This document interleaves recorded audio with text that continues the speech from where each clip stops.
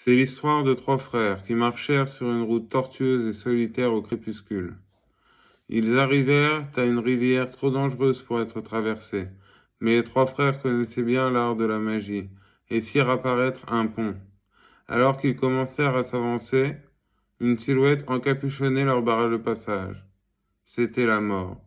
Elle était furieuse, furieuse car d'habitude les voyageurs se noyaient dans la rivière. Mais la mort était rusée.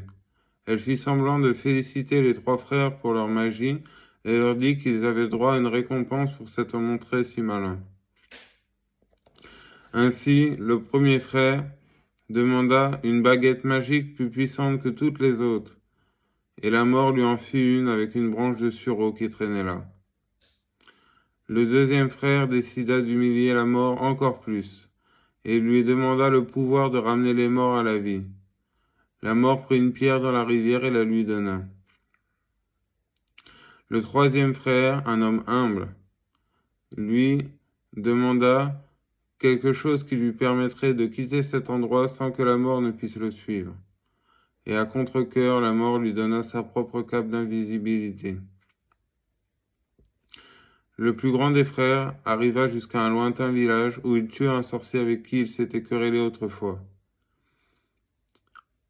Enivré par le pouvoir que lui donnait la baguette de sureau, il se vanta d'être invincible. Mais ce soir-là, un autre sorcier lui vola la baguette et pour faire bonne mesure lui trancha la gorge. C'est ainsi que la mort prit le premier frère. Le deuxième frère arriva chez lui, la pierre tourna 3 fois dans sa main et il eut la joie de voir la fille qu'il avait espéré épouser avant qu'elle ne meure prématurément.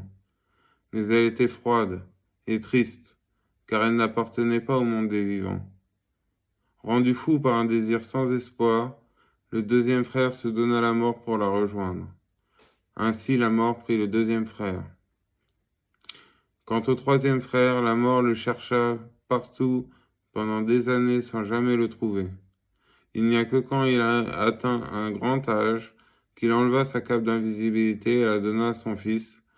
Ainsi, il accueille la mort comme une vieille amie et quitte ce monde avec elle comme deux égaux.